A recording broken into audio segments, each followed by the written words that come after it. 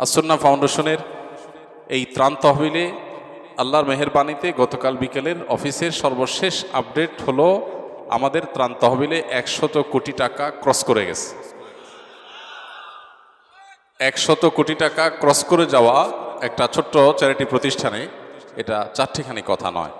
শুধু আমাদের এখানে কেন, আমরা দেখেছি টিএসসিতে যে ত্রাণ তহবিল গঠন করা হয়েছে আমাদের ছাত্র বন্ধুরা তাদের উদ্যোগে, সেখানেও আমরা দেখেছি মানুষ সিরিয়াল ধরে সারা জীবন আমরা দেখেছি ত্রাণ নেওয়ার জন্য মানুষ সিরিয়াল ধরে।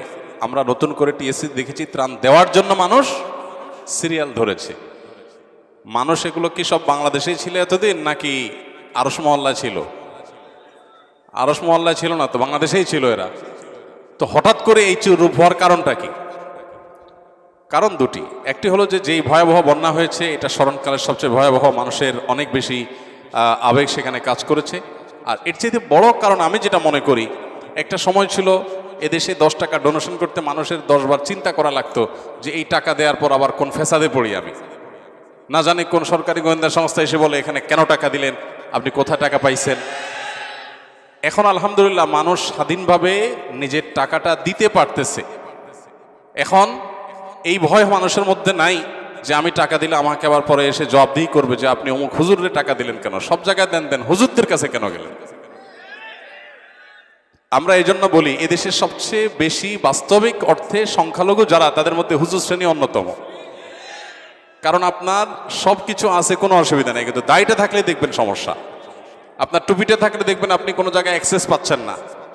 আমার অন্য বোনরা সবাই সুযোগ পাচ্ছেন, সেজন্য কোনো দুঃখ নাই, বরং আমরা খুশি। কিন্তু আমাদের কোনো বোন যখন হিজাব পরে যাচ্ছেন কলেজ ইউনিভার্সিটিতে, তখন তাদেরকে নানা রকম হ্যারাসমেন্ট করা হয়। তাহলে এই দেশে প্রকৃত সংখ্যালঘু হলো দায় টুপিওয়ালা হেজাবরা, হেজাবধারী মানুষেরা এবং হুজুর শ্রেণীর মানুষেরা। তো এই যে পরিস্থিতি ছিল, এই পরিস্থিতির কিছুটা হলেও পরিবর্তন হয়েছে, যে যদিও এখনো অনেকখানি বাকি। আলেম ওলামা, হুজুর শ্রেণী মানুষ, তাদের অনেক কাজ এদেশের একটা বড় শ্রেণী মানুষ তারা দেখে না, অন্ধের মতো থাকে। এদের এই মানসিকতার কারণে, তাদের এই প্রবণতার কারণে তারাই আদর্শিকভাবে দেউলিয়া হয়ে যাচ্ছে। এরা যে আসলে নির্দিষ্ট এজেন্ডা বাস্তবায়ন করছে এটা দিনের আলোমত পরিষ্কার। কেউ কেউ গণমাধ্যমের রূপ ধারণ করেছে, এরা আসলে গণমাধ্যম না, এরা গণশত্রু।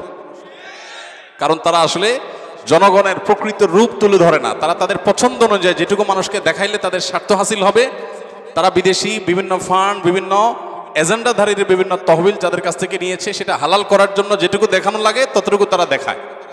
কিন্তু আমাদের এতে কিচ্ছু আসে যায় না আলহামদুলিল্লাহ। আমরা কে কি দেখাইলো কে কি দেখাইলো না, এটাতে আমাদের কিছুই আসে যায় না। এদেশে কোনো বড় মাহফিল হলে সেখানে লক্ষ লক্ষ মানুষ স্বতঃস্ফূর্তভাবে অংশগ্রহণ করে, নিজের ঘাম শ্রম দিয়ে তারা খুঁটি গাড়ে, প্যান্ডেলে কাজ করে, আবার নিজের পকেটের টাকা দিয়ে ভাড়া দিয়ে আসে, ওয়াজ শুনে যাওয়ার সময় আবার খরচের টাকা দিয়ে চলে যায়। প্রকৃত স্বতঃস্ফূর্ত গণসমাবেশ বলতে যদি কিন্তু বোঝায় যে সে, তাহলে সেই প্রকৃত গণসমাবেশ হলো ওয়াজ মাহফিলগুলো। এর চাইতে স্বতঃস্ফূর্তভাবে অংশগ্রহণ, রাজনৈতিক সভা সমিতিতে আমরা জানি টাকা পয়সা দিয়ে বিরিয়ানি প্যাকেট দিয়ে মানুষকে নিতে পারে না। আর এখানে মানুষ নিজের গরজে আসে, নিজের খরচে আসে, নিজে কাজ করে আবার টাকা দিয়ে তারপরে চলে যায়। এরকম গণমানুষের প্রোগ্রামগুলো আমরা অনেক মিডিয়াতে আলহামদুলিল্লাহ নিউজ হয়, কিন্তু এক শ্রেণী মিডিয়া আছে যারা আমরা দেখি যে এগুলোকে তারা দেখেই না মনে হয়। আমার কথা হলো এটা একটা নিউজ কিনা, যে এতগুলো মানুষ একত্র হয়েছে, এরা তো বাংলাদেশের মানুষ, এরা তো পাকিস্তানি না, এটা তো ইন্ডিয়ান না। অতএব এই মানুষগুলো একত্র হয়েছে, এটা একটা নিউজ।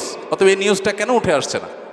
একটা কনসার্ট হলে সেখানে সেটা নিউজটা খুব সুন্দর করে গুরুত্বের সাথে আপনি দেন, ঠিক আছে, ওইটা একটা নিউজ, সেই হিসাবে দিয়েছেন, কনসার্ট হয়েছে, এত মানুষ অংশগ্রহণ করেছে। বাট একটা মাহফিল হলে সেখানে যে দ্বিগুণ মানুষ হয়, সেটা নিউজ যে আসে না, তাহলে বুঝতে হবে যে এখানে পক্ষপাতমূলক দৃষ্টান্ত এখানে আমরা পাচ্ছি। বৈষম্য বিরোধী যে আন্দোলন হয়েছে আমরা দেখতে পাচ্ছি, বড় বৈষম্য এখানেই আছে।